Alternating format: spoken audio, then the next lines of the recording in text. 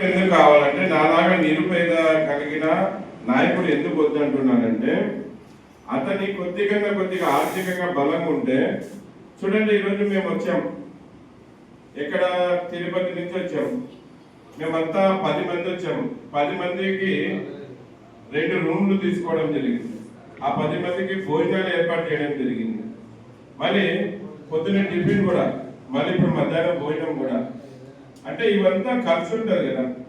మన యూనియన్ ఏమన్నా డబ్బులు తీసుకుంటుందంటే డబ్బులు తీసుకుంటే సరేలే అక్కడి నుంచి వస్తున్నాయి ఇక్కడ పెట్టే లేదు కదా.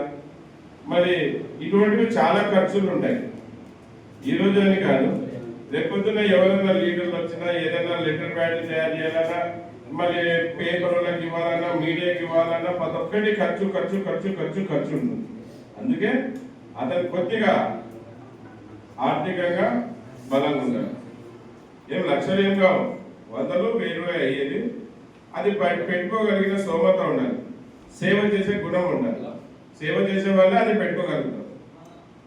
డ్రైవర్కి పోరాడాలా, డ్రైవర్ కోసం పోరాడే శక్తి ఒకటే కాదు, దాంతోపాటు ఆర్థికంగా కూడా బలంగా ఉండాలి. అటువంటి వాళ్ళు డిస్ట్రిక్ట్ హెడ్ క్వార్టర్లో ఒకరు కావాలి.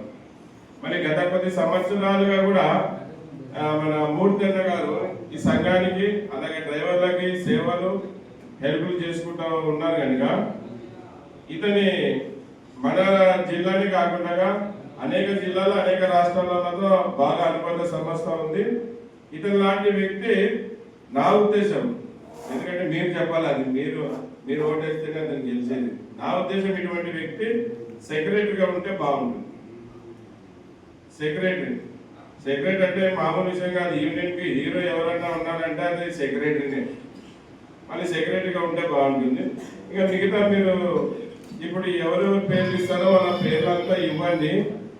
వాళ్ళకు ఒక సపరేట్ వాట్సాప్ గ్రూప్ క్రియేట్ చేసి, కడప జిల్లా లీడర్స్ గ్రూప్ చేసి 1కి 4 సార్లు వీడియో కాన్ఫరెన్స్లో జూమ్ మీటింగ్లో మాట్లాడి, తర్వాత వాళ్ళ అందరి అభిప్రాయాలు తెలిపి, అలాగే సేఫ్టీ డ్రైవర్ అసోసియేషన్ విధి విధానాలు చెప్పి ఈ కట్టుబాట్లని కాపాడుతూ ముందుకు పోతారా, ఇలాగ పోవాలి.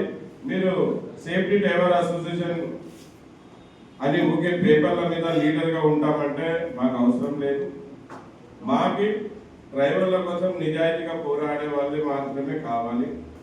మరి ఇంకా మీరు ఇక్కడ వచ్చిన పెద్దలు వేరే పొద్దుటూరు నుంచి కూడా వచ్చారు, వేరే ఊర్ల నుంచి కూడా వచ్చారు, మళ్ళీ ఒంటిమిట్ట నుంచి కూడా వచ్చారు. రాండి, ముందుకు రాండి. ఇది చాలా గొప్ప కార్యక్రమం. ఈరోజు నా గురించి మాట్లాడుతూ అన్నారు. నాకు ఆసుపత్రిలో ఉన్నప్పుడు బాధ కలిగింది. ఏమి బాధ? నేను లేకపోతే సేఫ్టీ డ్రైవర్ అసోసియేషన్ ఆగిపోతుందేమో అనే ఒక బాధతో, అన్న మీరందరూ ఈ సేఫ్టీ డ్రైవర్ అసోసియేషన్ ముందు తీసుకోవాలి, నేను ఉన్నా లేకపోయినా.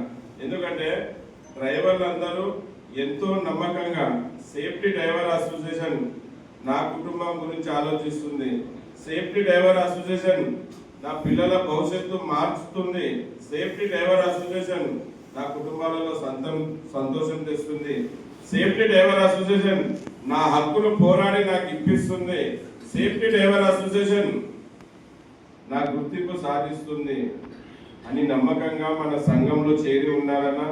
నేను గిన వెళ్ళిపోతే మీరు నాయకులుగా నిలబడి ఆ డ్రైవర్ల కోసం, ఈ సమస్య కోసం ముందుకు కొనసాగాలని చెప్పాను. మళ్ళీ ఇప్పుడు కూడా అదే మాట మీద నిలబడ్డాను. ఇప్పుడు కూడా